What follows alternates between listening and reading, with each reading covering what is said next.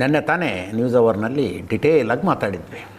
ಬೀದರ್ ಜಿಲ್ಲೆಯಲ್ಲಿ, ಬೀದರ್ ನಗರದಲ್ಲಿ, Shivaji circle, heart of the city, ಬೆಳಗ್ಗೆ 11:30 ಮಧ್ಯದಲ್ಲಿ ಇಬ್ಬರು ಬೈಕ್ನಲ್ಲಿ ಬಂದು state Bank of India office ಮುಂದೆ ಬ್ಯಾಂಕ್ನಿಂದ ದುಡ್ಡು ತಗೊಂಡು ಜೀಪಿಗೆ ತುಂಬಿಸ್ಕೊಂಡು ATMಗೆ ಹಾಕಕ್ಕೆ ಹೋಗ್ಬೇಕು. ಅವರು ಬಂದಿದ್ದವರ ಪೈಕಿ ಒಬ್ಬನನ್ನು ಕೊಂದು ಇನ್ನೊಬ್ಬನ ಎದೆ ಗುಂಡು ಹೊಡೆದು ಗಾಯಗೊಳಿಸಿ 83 ಲಕ್ಷ ರೂಪಾಯಿ ತಗೊಂಡು ಹಗಲೇ ಹೆಂಗೆ ಬೈಕಿನ ಪೆಟ್ರೋಲ್ ಟ್ಯಾಂಕ್ ಮೇಲೆ ಇಟ್ಕೊಂಡು ಹೋಗ್ಬಿಟ್ರು ಅನ್ನೋದಂತ CCTV ಸಮೇತ ತೋರಿಸಿ ವಿವರಿಸಿದ್ವಿ ನಿಮಗೆ.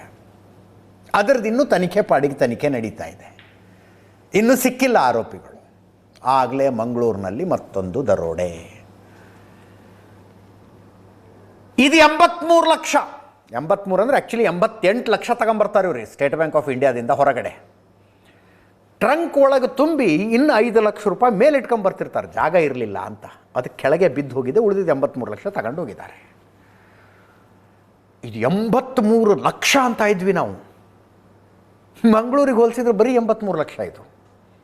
ಮಂಗಳೂರಿನಲ್ಲಿ 15 ಕೋಟಿಯ ಒಡವೆ, 15 ಕೋಟಿ ರೂಪಾಯಿ ಮೌಲ್ಯದ ಬಂಗಾರ, 5 ಲಕ್ಷ ಕ್ಯಾಶ್. ಬೀದರ್ದು ಇಡೀ ಘಟನೆ 70 ಸೆಕೆಂಡಲ್ಲಾಗಿತ್ತು.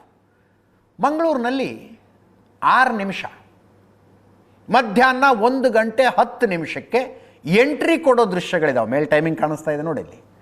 1 ಗಂಟೆ 10 ನಿಮಿಷಕ್ಕೆ ಎಂಟ್ರಿ ಕೊಡ್ತಾರೆ, 1 ಗಂಟೆ 16 ನಿಮಿಷಕ್ಕೆ ಎಕ್ಸಿಟ್. 6 ನಿಮಿಷದಲ್ಲಿ ಇಡೀ ಬ್ಯಾಂಕನ್ನು ಗುಡಿಸಿ ಗುಂಡಾಂತರ ಮಾಡ್ಕೊಂಡು ಹೋಗ್ಬಿಟ್ರು. ಗುಡಿಸಿ ಗುಂಡಾಂತರ ಅಂದರೆ ಪೂರ್ತಿ ತಗೊಂಡು ಹೋಗಿಲ್ಲ, ಎಷ್ಟು ಹೊತ್ಕೊಂಡು ಹೋಗೋದಕ್ಕೆ ಸಾಧ್ಯನೋ ಅಷ್ಟು ತಗೊಂಡು ಹೋಗಿದ್ದಾರೆ ದರೋಡೆಕೋರರು. ಕಳ್ಳರಲ್ಲ ದರೋಡೆಕೋರರು ಅನ್ಬೇಕು, ಯಾಕಂದರೆ ಕಳ್ಳತನ ಬೇರೆ, ದರೋಡೆಯೇ ಬೇರೆ.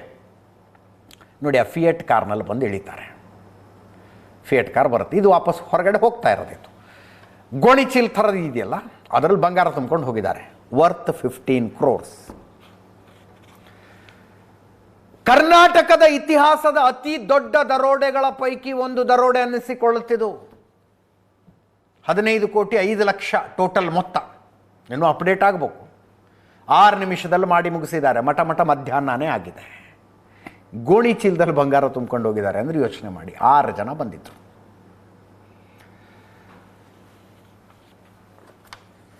ಇದು ಸಹಕಾರಿ ಬ್ಯಾಂಕ್, ಕೋಟೆಕಾರು ಸಹಕಾರಿ ಬ್ಯಾಂಕ್ ಅಂತಾರೆ ಇದಕ್ಕೆ. ಉಳ್ಳಾಲ ತಾಲೂಕಿನ KC ರೋಡ್ನಲ್ಲಿದೆ. ಇಲ್ಲಿಗೆ ಮಧ್ಯಾಹ್ನ 1 ಗಂಟೆ 10 ನಿಮಿಷಕ್ಕೆ ಬರ್ತಾರೆ. CCTV ದೃಶ್ಯಗಳಲ್ಲಿ ಟೈಮ್ ಸಮೇತ ರೆಕಾರ್ಡ್ ಆಗಿದೆ. ಕೋಟೆಕಾರು ಸಹಕಾರಿ ಬ್ಯಾಂಕಿಗೆ 1 ಗಂಟೆ 10 ನಿಮಿಷಕ್ಕೆ ಬರ್ತಾರೆ. ಲಂಚ್ ಬ್ರೇಕ್ ಆವಾಗ ಫಿಯೆಟ್ ಕಾರ್ನಲ್ಲಿ ಬಂದಿರ್ತಾರೆ. ಪೇಪರ್ನಲ್ಲಿ ಮಚ್ಚು ಗನ್ನು ಸುತ್ಕೊಂಡು ಬಂದಿದ್ರಂತೆ, ಮಾಸ್ಕ್ ಹಾಕ್ಕೊಂಡಿದ್ರಂತೆ. ಬ್ಯಾಂಕ್ ಒಳಗೆ ಬಂದಿದ್ದಾರೆ. 5 ಜನ ಸ್ಟಾಫ್ ಇದ್ದರು ಬ್ಯಾಂಕ್ನಲ್ಲಿ. 3 ಜನ ಮಹಿಳಾ ಸಿಬ್ಬಂದಿ, ಒಬ್ಬ ಪುರುಷ ಸಿಬ್ಬಂದಿ. ಗನ್ ತೋರಿಸಿದ್ದಾರೆ, ತಲವಾರು ತೋರಿಸಿ ಸುಮ್ಮನೆ ಕೂತ್ಕೋಬೇಕು, ನಿಮ್ಮನ್ನೇನು ಮಾಡೋದಿಲ್ಲ, ಸುಮ್ಮನಿರಿ ಅಂತಂದಿದ್ದಾರೆ. ಇಂಟ್ರೆಸ್ಟಿಂಗ್ಲಿ ಒಳಗೆ CCTV ಟೆಕ್ನಿಷಿಯನ್ ಇದ್ದ. ನೋಡಿ, ನಿಮಗೆ ನಾನು ಇಂಟ್ರಡಕ್ಷನ್ನಲ್ಲಿ ಹೇಳಿದೆ, ಈ ನೆಟ್ಫ್ಲಿಕ್ಸಿಗೆ, ಅಮೆಝಾನ್ ಪ್ರೈಮ್ಗೆ ಯಾರಿಗಾರು ಡಾಕ್ಯುಮೆಂಟ್ರಿ ಮಾಡ್ಬೇಕಂದ್ರೆ ಈ ಕೇಸ್ ಒಂದು ಸಲ ನೋಡಿ ಅಂತ. ಲೈವಿಗೆ ಬರೋದಕ್ಕಿಂತ ಮುಂಚೆ ನಾನು ತಗೊಂಡಿರೋ ಇನ್ಫಾರ್ಮೇಷನ್ ಇದು. 5 CC ಕ್ಯಾಮ್ರಾಗಳಿದ್ವಂತೆ ಬ್ಯಾಂಕಲ್ಲಿ. 1 ಕೆಟ್ಟು ಹೋಗಿತ್ತು, ಸುಮಾರು ದಿನಗಳಿಂದ ಕೆಟ್ಟಿತ್ತಂತೆ. ಅದನ್ನು ರಿಪೇರಿ ಮಾಡೋದಕ್ಕೆ ಇವತ್ತು ಟೆಕ್ನಿಷಿಯನ್ ಕರೆಸಿದ್ದಾರೆ. ರಿಪೇರಿ ಮಾಡೋದಕ್ಕೆ ಬಂದ ಟೆಕ್ನಿಷಿಯನ್ನು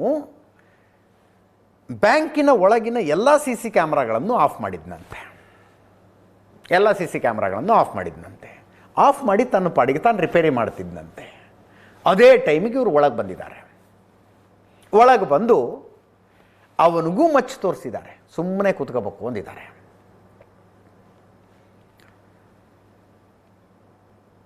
ಆತ ಸುಮ್ಮನೆ ಕೂತ್ಕೊಂಡಿದ್ದಾನೆ. ಇವರು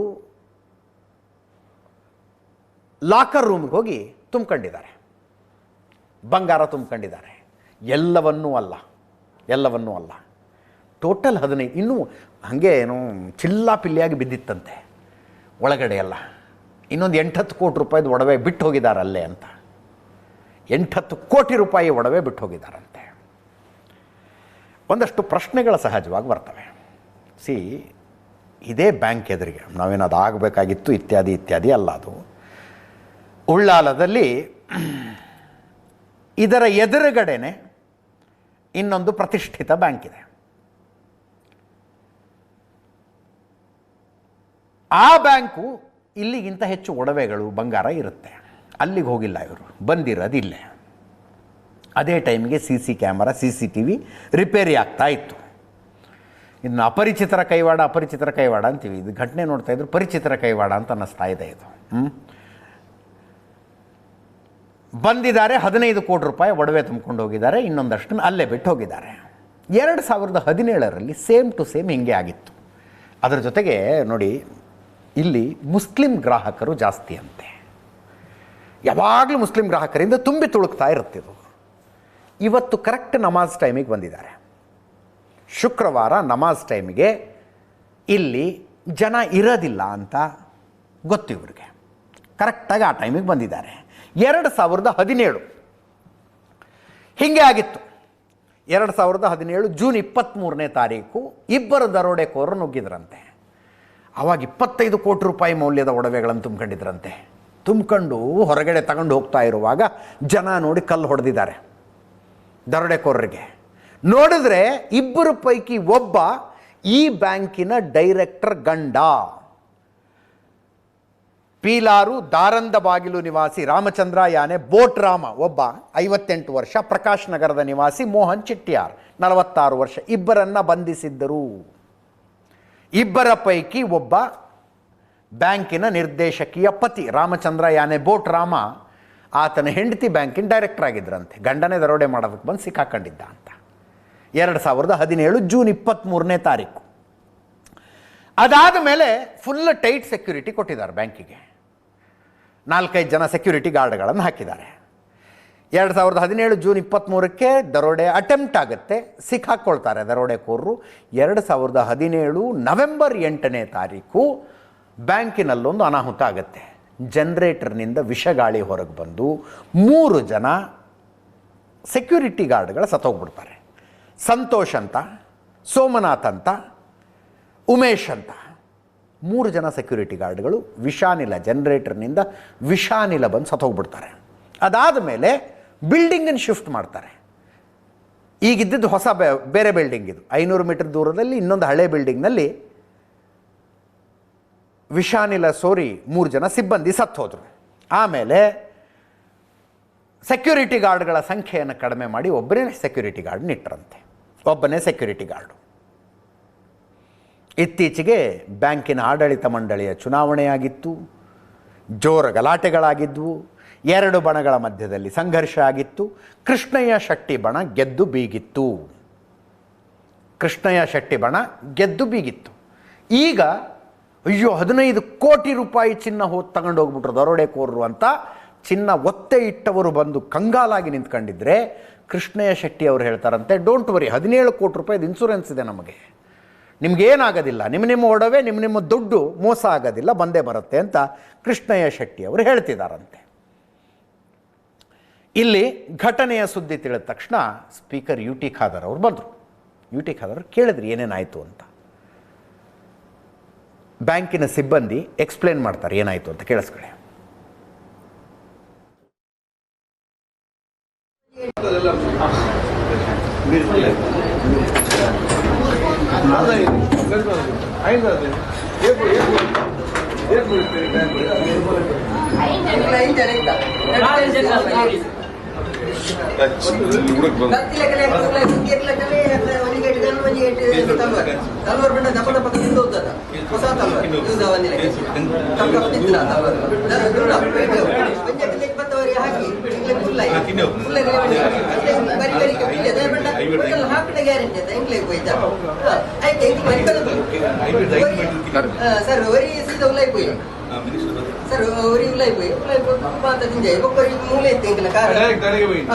ఎంకల కైతలే ఉంటుంది ఎవరి ఒక రెండు ముద్దలు ముప్పిదే ఉంటుంది ఇంచని కానీ ఇంకా పతంది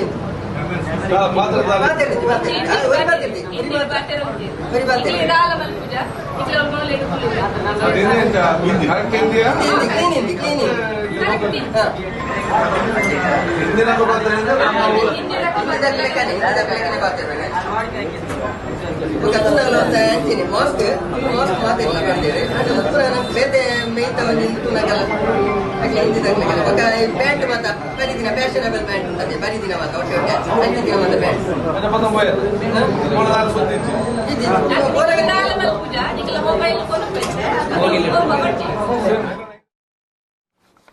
ಫಸ್ಟ್ ಪೊಲೀಸರಿಗೆ ಫೋನ್ ಮಾಡಿದ್ದು ಉಷಾ ಅನ್ನುವ ಮಹಿಳೆಯೊಬ್ಬರ ಮಗ. ಬ್ಯಾಂಕಿನ ಎದುರಿಗೇನೆ ಮನೆ ಅಂತವ್ರದ್ದು. ಸೊಸೆ ಅಲ್ಲೇ ಕೆಲಸ ಮಾಡ್ತಾರೆ. ಮನೆಗೆ ಊಟಕ್ಕೆ ಬರ್ತಿದ್ರಂತೆ. ಯಾಕೋ ಸೊಸೆ ಇನ್ನೂ ಊಟಕ್ಕೆ ಬಂದಿಲ್ಲ ಅಂತ ನೋಡೋದಕ್ಕೆ ಹೊರಗಡೆ ಬಂದಿದ್ದಾರೆ ಅವರು.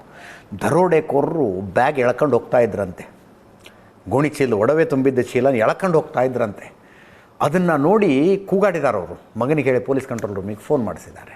ಅವರು ಮಾತಾಡಿದ್ದಾರೆ. ಮತ್ತು ಸ್ಥಳಕ್ಕೆ ಬಂದ ಕೃಷ್ಣಯ್ಯ ಶೆಟ್ಟಿ, ಚೇರ್ಮನ್ ಅನಿಸುತ್ತೆ, ಹೆದರಬೇಡಿ, 17 ಕೋಟಿ ರೂಪಾಯಿದು ಇನ್ಸೂರೆನ್ಸ್ ಇದೆ ನಮಗೆ. ಅಂದರೆ ಜನ ಕಂಗಾಲಾಗಿದ್ದಾರೆ ರೀ. ನಾವು ಒತ್ತೆ ಇಟ್ಟ ಒಡವೆಯನ್ನು ದರೋಡೆಕೋರು ತಗೊಂಡು ಹೋಗ್ಬಿಟ್ರೆ ನಮಗೇನು ಅಂತ ಕಂಗಾಲಾಗಿದ್ದಾರೆ. ಹೆದರಬೇಡಿ ಅಂತ ಅಭಯ ಕೊಡ್ತಾರೆ ಮನುಷ್ಯ. ಸ್ಥಳೀಯರು ಕೂಡ ಮಾತಾಡಿದ್ದಾರೆ. 2017ರಲ್ಲಿ ಹೀಗೆ ಶುಕ್ರವಾರ ಎಲ್ಲರೂ ನಮಾಜ್ಗೆ ಹೋಗಿದ್ದಾಗಲೇ ದರೋಡೆ ಆಗಿತ್ತು. ಇವತ್ತು ಹಾಗೆ ಆಗಿದೆ ನೋಡಿ ಅಂತ ಕೇಳಿಸ್ಕೊಳ್ಳಿ. ರೋಡಲ್ಲಿ ಯಾರು ಇಲ್ಲ. ಆಗ ಒಬ್ಬ ತಿರುಗ್ತಾ ಇದ್ದಾನೆ. ಅವನ ಹತ್ರ ಕೇಳಿದೆ ಏನಾಗ್ತದೆ ಎಂತ ಎಂತ ಕೇಳಿದ. ಅವ ಅಂದರೆ ಆಚೆ ಈಚೆ ಹೋಗ್ತಾನೆ. ಕೇಳಿದೆ ಏನಂತ. ಅವ ಹೇಳಿದ ಕಳ್ಳರಿದ್ದಾರೆ ಅಂದರೆ. ಕಳ್ಳರಿದ್ರೆ ಅಂದರೆ ನೀನು ಸುಮ್ಮನೆ ಇದ್ದೀಯಾ, ಪೊಲೀಸಿಗೆ ಫೋನ್ ಮಾಡಿ ಹೇಳಿದ. ಅವ ಹೇಳಿದ ಮೊಬೈಲ್ ಇಲ್ಲ ಹೇಳಿದ. ಆಮೇಲೆ ಪೊಲೀಸಿಗೆ ಫೋನ್ ಮಾಡಿ ಹೇಳಿದ್ರೆ ಇಲ್ಲಲ್ಲ, ನಾನು ಬಂದು ಮಗನಿಗೆ ಫೋನ್ ಮಾಡಿ ಹೇಳಿದೆ, ಈಗ ಬ್ಯಾಂಕಲ್ಲಿ ಹೀಗಾಗಿದೆ, ಫೋನ್ ಮಾಡಿ ಪೊಲೀಸಿಗೆ. ಹೌದವ. ಅವ ಫೋನ್ ಮಾಡಿದ. 4 ಜನ ಫಸ್ಟಿಗೆ ಬಂದರು. ಬರುವತ್ತಿ ನೋಡಿದೆ, ಅವರದ್ದು ಮುಖ ಗೊತ್ತಾಗೋದಿಲ್ಲ. ಮಾಸ್ಕ್ ಹಾಕಿದ್ದಾರೆ, ತೊಪ್ಪಿಟ್ಟಿದ್ದಾರೆ. 4 ಜನ ಬಂದ ಮೇಲೆ ಲಾಸ್ಟಿಗೆ ಒಬ್ಬ ಬಂದ. ಅವ ಬಂದ ಮೇಲೆ ಕಾರು ಹೋಯ್ತು. ಒಂದು ಗೋಣಿ ಅಂತ ಹೇಳಿದರೆ ಫುಲ್ ಇದ್ದಿದೆ. ಅದನ್ನು ಅವನಿಗೆ ಎತ್ತಿ ತರಲಿಕ್ಕಾಗಲಿಲ್ಲ, ಎಳ್ಕೊಂಡು ಬಂದಿದ್ದಾನೆ. ಏನಿಲ್ಲ. ಯಾರು ಕಳ್ಳರ 5 ಜನ ಕಾರಿಗೆ 5 ಜನ ಹತ್ತಿದ ಮೇಲೆ ಕಾರು ಹೋಯ್ತು. ನನ್ನ ಸೊಸೆ ಬ್ಯಾಂಕಲ್ಲಿ ಅವಳಿಗೆ ಕೈಗೆ ಗುದ್ದಿದಂತೆ. ಈಗ ಒಳಗೆ ಹೇಳಿದಾಳೆ ಕೈ ನೋವು ಆಗ್ತದೆ ಅಂತ ಹೇಳ್ತಾಳೆ. ಏನು ಹೆದರುವಂಥ ಅವಶ್ಯಕತೆ ಇಲ್ಲ. ಏನಂದರೆ 19 ಕೋಟಿ ನಮಗೆ ಇನ್ಸೂರೆನ್ಸ್ ಇದೆ. ಈ ಇನ್ಸೂರೆನ್ಸ್ ಬಂದು ಹೋದ್ರು ಅವರು, ಎಲ್ಲ ಸರಿ ಮಾಡಿ ನಾವು ಕೊಡ್ತೀವಿ ಅಂತ ಹೇಳಿದರು ಅವರು. ನನಗೆ ಮಸೀದಿಯಲ್ಲಿ ವಿಷಯ ಗೊತ್ತಾಗಿ ನಾನು ತಕ್ಷಣ ಬಂದೆ. ನನಗೆ ಹೇಳಲಿಕ್ಕೆ ಇರೋದು, ಇದಕ್ಕೆ ಮುಂಚೆ ಇವರ ಬ್ರ್ಯಾಂಚು ಅಲ್ಲಿತ್ತು. ಅಲ್ಲಿ ಒಂದು ಸಲ ಈಗ ಈ ರೀತಿ ಅಟಕ ಇದು ಆಗಿದೆ ಶುಕ್ರವಾರ ದಿವಸ. 3ನೇದಾಗಿ ಇವರು ಸೆಕ್ಯೂರಿಟಿ ಯಾಕೆ ಇಟ್ಟಿಲ್ಲ ಅಂತ ಒಂದು ಕ್ವಶನ್. 4ನೇದಾಗಿ ಇವರು ಯಾಕೆ CC ಕ್ಯಾಮ್ರಾ ಇವತ್ತೇ ಸರಿಪಡಿಸಬೇಕು. ಹಾಗಾಗಿ CC ಕ್ಯಾಮ್ರಾ ಇಲ್ಲದಿದ್ದರೆ ಬ್ಯಾಂಕ್ ಬಂದ್ ಮಾಡಬೇಕಿತ್ತು. ಇವತ್ತು ಓಪನ್ ಮಾಡಿದೆ ತಪ್ಪು. 4ನೇದಾಗಿ ಹೇಳೋದಾದರೆ ಎಲ್ಲ ಬಡವರ ಚಿನ್ನ ನೋಡಿ, ಕಷ್ಟ ಕಾಲಕ್ಕೆ ತಂದು ಇಟ್ಟದ್ದು. ಈಗ ಅವರು ಎಲ್ಲಿಂದ ಕೊಡುವುದು? ಎಷ್ಟು ಅಂತ ತಪ್ಪಿಸ್ಕೊಂಡು ಓಡ್ತಾರೆ, ಸಿಗ್ತಾರೆ. ಬಟ್ ಇಂಥ ದರೋಡೆಗಳಾಗಿ ನೆನ್ನೆ ಕೂಡ ಬೀದರ್ ವಿಷಯದಲ್ಲಿ ನಾನು ಹೇಳ್ತಾ ಇದ್ದೆ. ಕ್ರಿಮಿನಲ್ಗಳಿಗೆ ಪೊಲೀಸರ ಭಯ ಹೊರಟು ಹೋದಾಗ ಇಷ್ಟು ಧೈರ್ಯ ಬರುತ್ತೆ ಅವ್ರಿಗೆ. ಪೊಲೀಸರ ಭಯ ಪೂರ್ತಿಯಾಗಿ ಹೊರಟು ಹೋದಾಗ ಇಂಥ ಧೈರ್ಯ ಬರುತ್ತೆ. ಹಾಡಾಗಲೇ ಒಂದು ಬ್ಯಾಂಕಿಗೆ ನುಗ್ಗಿ ಮಚ್ಚು ಗನ್ನು ತೋರಿಸಿ 15 ಕೋಟಿಯ ಒಡವೆ ತಗೊಂಡು ಹೋಗಬಹುದು ಅನ್ನೋ ಧೈರ್ಯ ಯಾವಾಗ ಬರುತ್ತಂದರೆ ಪೊಲೀಸರು ಅವ್ರು ಏನು ಮಾಡ್ಕೋತಾರೆ ಅಂತ ಆದಾಗ ಏನು ಮಾಡಬಹುದು ಪೊಲೀಸರು ಅನ್ನೋದನ್ನು ಈ ಕೇಸ್ನಲ್ಲಿ ತೋರಿಸಿದ್ರೆ ಮುಂದಿಂಥ ಕ್ರೈಮ್ಗಳಾಗೋದಿಲ್ಲ. ತೋರಿಸ್ಬೇಕಲ್ಲ ಪೊಲೀಸರು ಏನು ಮಾಡಬಹುದು, ಇಂಥದ್ದನ್ನು ಮಾಡಿದವ್ರಿಗೆ ಏನಾಗುತ್ತೆ ಅನ್ನೋದನ್ನು ತೋರಿಸ್ಬೇಕು. ಉಳಿದವ್ರಿಗೆಲ್ಲ ಎಚ್ಚರಿಕೆ ಆಗೋದು ಆವಾಗ.